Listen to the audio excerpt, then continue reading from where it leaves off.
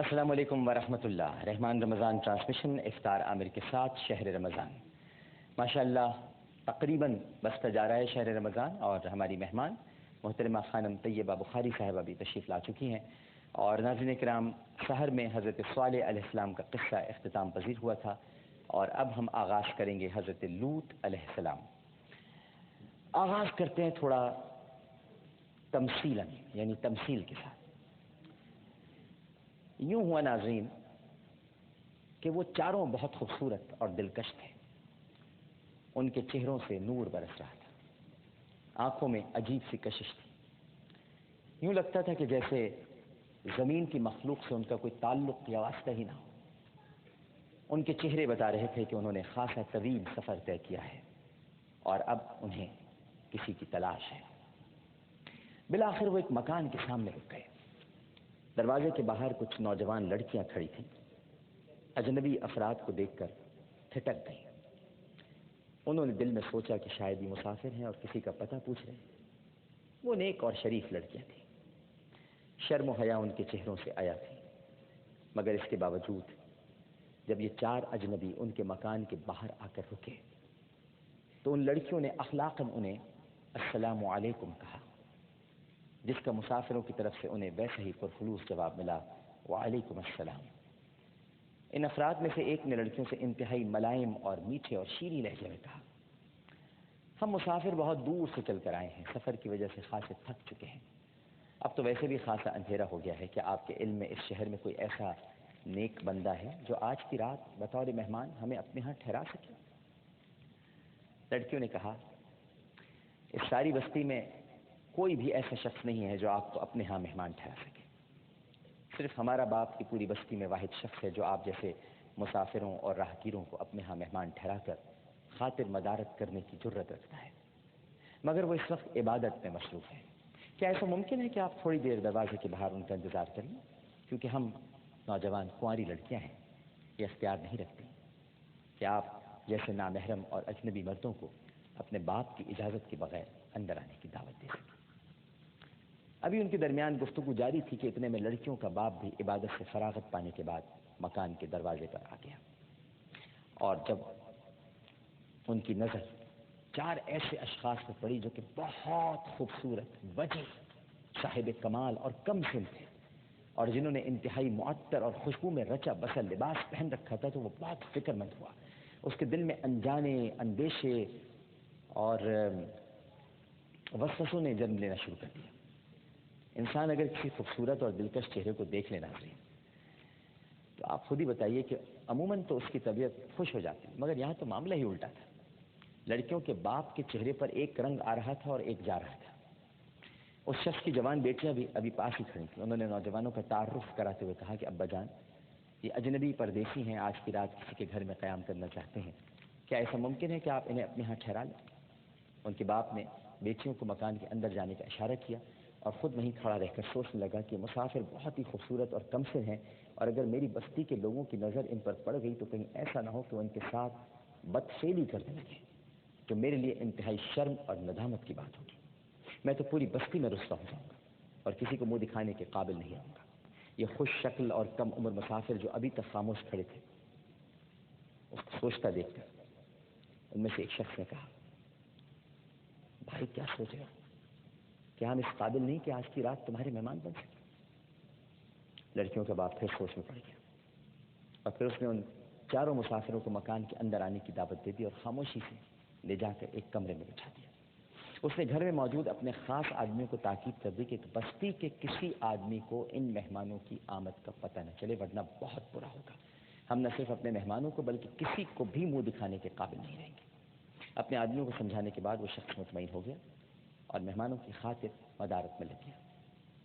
ناظرین، ممکن ہے کہ بستی والوں کو ان چار مسافروں کی آمد کا کسی طور بھی پتہ نہ چلتا، مگر اس کی بیوی جو کہ اپنے شوہر کی عزت اور مقام اور مرتبے کی دشمن تھی، اس سے رہا نہ گیا، اور دراصل وہ بستی کے ان بد کردار اور برے لوگوں سے ملی ہوئی تھی جو در حقیقت اب ان لڑکوں پر حملہ کرنے والے ہیں۔ یعنی یہ وہ اور لوگ تھے ناظرین کرام جو لڑکیوں اور عورتوں کی بجائے خوبصورت لڑکوں سے اپنی تسکین کا سامان حاصل کرتے تھے، اور یہی حال کچھ عورتوں میں بھی تھا۔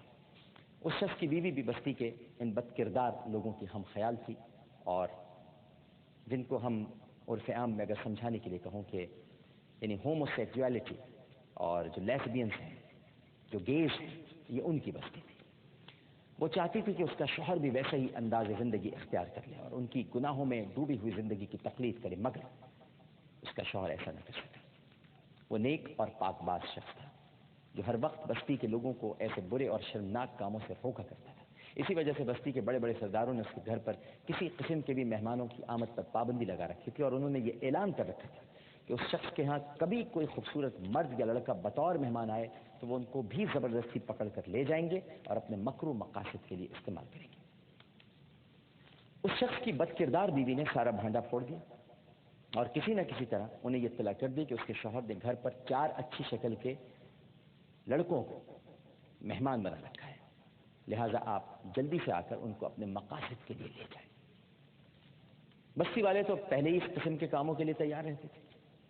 جیسے ہی بستی کے سرکردہ سرداروں کو یہ اطلاع ملی تو انہوں نے اپنے چند کارندوں کو فوری طور پر اس شخص کے گھر روانہ کیا اور اسے یہ پیغام بھجوایا کہ تم نے اپنے گھر میں جو حسین و جمیل مہمان ٹھہرا رکھے ہیں انہیں بلا چوں چرا ہمارے کارندوں کے حوالے کر دو۔ اگر کر دو گے تو ہم انتہائی امن کے ساتھ یہاں سے چلے جائیں گے، وگرنہ تمہارے ساتھ بہت برا سلوک کیا جائے گا۔ اس شخص نے کارندوں کے ہاتھ ان کے سرداروں کو یہ پیغام بھجوایا کہ تمہاری یہ نامعقول اور غیر اخلاقی بات ہرگز نہیں مانی جا سکتی۔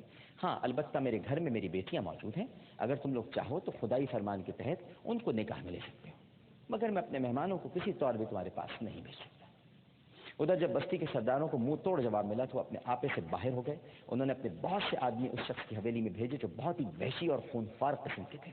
انہوں نے آتے ہی اس شخص کی حویلی کے دروازے توڑ ڈالے، کھڑکیاں توڑ دیں اور تمام اخلاقی حدود کو پھلانگتے ہوئے اس نیک اور پاک باز شخص سے کہنے لگے، دیکھو ہماری بات غور سے سنو، ہمیں تمہاری نوجوان اور خوبصورت بیٹیوں سے کوئی غرض نہیں ہے اور نہ ہی ہمیں کوئی طلب محسوس ہو رہی ہے کہ ہم ان کے ساتھ نکاح کر کے تمہارے خدا کے فرمان کے مطابق زندگی گزاریں۔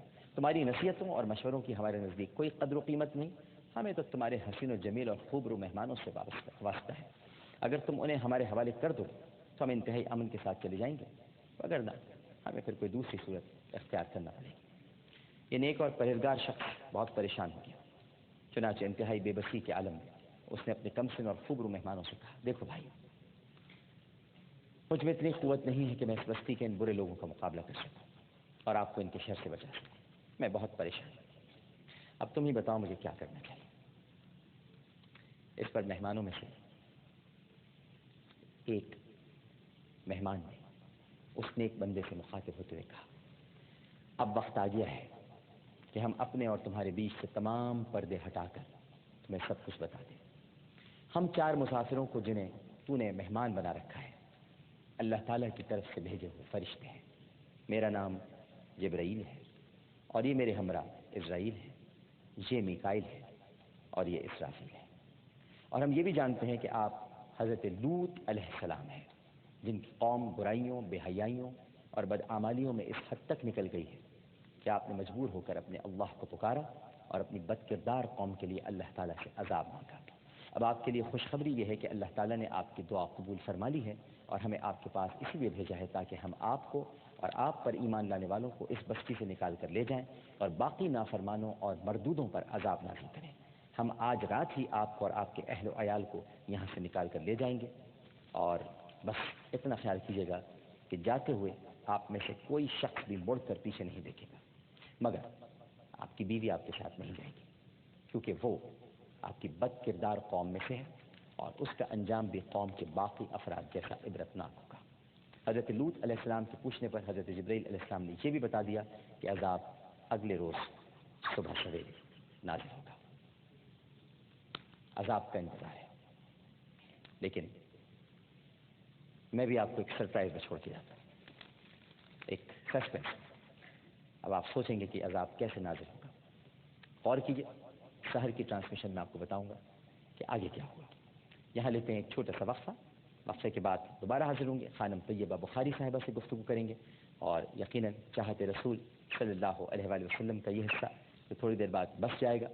یہاں پر قاری وحید ظفر قاسمی صاحب اور ابراہیم قاسمی صاحب تشریف لائیں گے، لیکن پہلے ایک وقفہ۔ السلام علیکم ورحمۃ اللہ۔